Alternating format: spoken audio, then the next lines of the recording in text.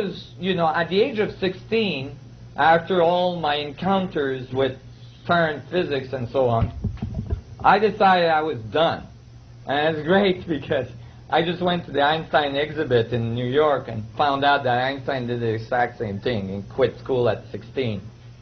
But I was, you know, I couldn't keep doing this. I was just running into troubles everywhere I went.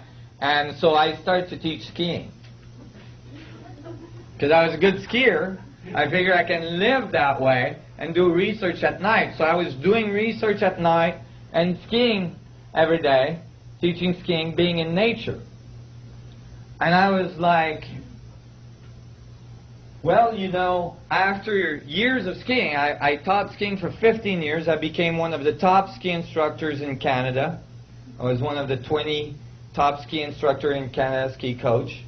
And I was very successful. And I was going from Canada to Australia, New Zealand in the summer to do their ski season there, and then back to Canada, and then back to Australia, and then back to Canada. And I was freezing my butts out. I had no time to unfreeze. I had like a week and a half to 2 weeks on, you know, Fiji Island, you know, in between seasons. And I was just not cutting it. So after a while of doing that, I got tired of it. And one summer I said, that's it. I ain't teaching skiing again this summer. I'm going to teach scuba diving. So I'm, you know, decided to thaw out one summer and teach scuba diving. And I had been scuba diving since I was a young kid. So I knew I could teach scuba diving. So I opened a map. And I thought, okay, I got to be south of the border. It's got to be extremely hot. And so I took a map of Mexico, and I found this little island called Isla Mujeres. And I thought, wow, you know, I was a ski instructor. Island of the women, man. That sounds good to me. So I decided I was going to go to Isla Mujeres. So I went down there and I got a job as a dive master, and I started to, you know, dive master down there, and I learned a lot and all this. And then one day I had a day off, and I decided to go for a little expedition. And I hadn't seen the pyramids, so I decided to go to Chichen Itza, the pyramids of Chichen Itza. Well, you know, it's like, you get in the bus, you know, I had to take the ferry from the island. I got in the bus, you know, with the chickens and the pigs and everything. And I'm going through the jungle, you know, for hours. And then finally, you see these pyramids sticking out of the jungle in the middle of nowhere. And it's like, huh? And they're like these huge monuments. And I get onto the site, and I'm walking around, and I'm like going, wow, how did this get here? So I'm climbing on top of the pyramid, and, you know, I figure I meditate on it, so I'm sitting down, I'm trying to meditate, and sure enough, as soon as I close my eyes, you know, I hear, you know, a group of tourists coming off the stairs on the other side with a tour guide.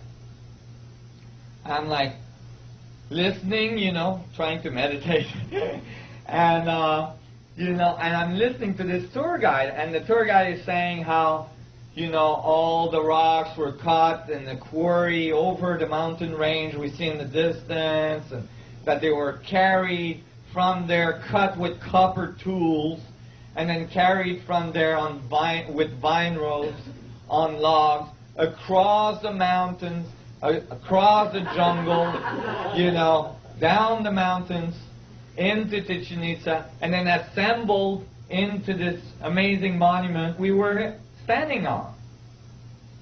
I'm listening to this, and I'm going, really? And then he mentioned that actually the monument was actually carved and cut perfectly so that on the solstice every year, when the sun rises, it casts a shadow of a snake going up the stairways, and the snake head is carved on the bottom, and it really works. And I'm listening to this and I'm like, wait a minute. That doesn't sound right. These people, like thousands of years ago, were going around with huge stones across jungle, across mountain range, right? And like putting them in this perfect building that's amazingly well aligned to astronomical events. And it's not like you can build the pyramid and then like get Joe out there and get, okay Joe, the sun's rising now. Okay, pick it up now. Okay, a little bit to the left. You can't do that. You gotta calculate that stuff in advance. And those are not simple calculations. Those are very complex. Just happens that most of these buildings we find around the world are pyramidal. Most of these enigmatic buildings are pyramidal, and most of them are aligned with incredible accuracy to astronomical events.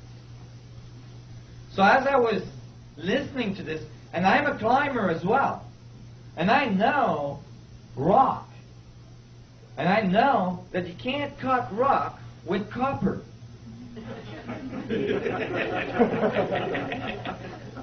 And I find out later on that archaeologists say, oh well, they had a way to temper the copper so it became hard. And I was like, okay, can anybody else do that? No. You mean that with all the millions of dollars that are invested in research in metallurgy, nobody is able to harden copper, but the ancient people thousands of years ago could do it? The other thing is that, have you ever tried to pull rocks on logs in the jungle with vine ropes? And now, you're talking about people that didn't have the pulley. So now you got to stack these rocks to make your pyramid without a pulley. That didn't sound right to me. Just because I'm a type of a logical person. And I was standing on top of this pyramid, kind of scratching my head, going, oh my God, that doesn't sound right. There's got to be some mystery we're missing here. And then it hit me. It's like, wait a minute. This is a pyramid. And there's pyramids all around the world from these ancient civilizations. Why were they all building the exact same geometry? Why didn't they make a cube? What's going on? What's with this pyramidal thing? And I thought, okay, maybe this is a long shot, but maybe they knew something about the fundamental structure of the vacuum. Maybe they knew something about the logos of reality, the fundamental structure from which everything emerges. And maybe pyramids are involved in that. So when I got back home, at the time I lived at Whistler, Canada, a big ski hill, I went to my local library.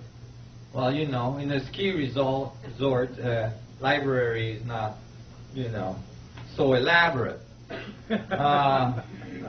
But I was looking for information about ancient civilization, and the first book I came across was titled Mystery of the Mexican Pyramid by Peter Tompkins. And I thought, oh, that's a good title. Definitely is a mystery there. And I opened it randomly, if there is such a thing. And when I did, this graphic, this is not my graphic, this graphic was on the page. A tetrahedron within a sphere.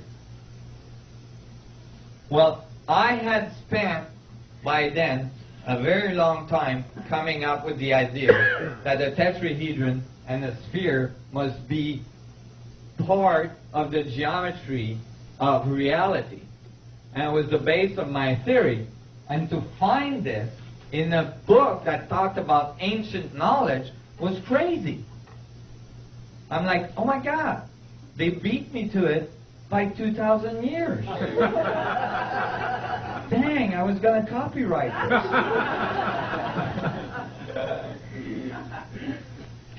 And I was like, oh, what's that doing there? And, you know, there was a whole elaboration about the relationship of a tetrahedron to a sphere, showing that a tetrahedron has a very interesting relationship to the sphere, where it intersects the sphere at exactly 2/3 down, 1/3 up, if one point is on the south, or if one point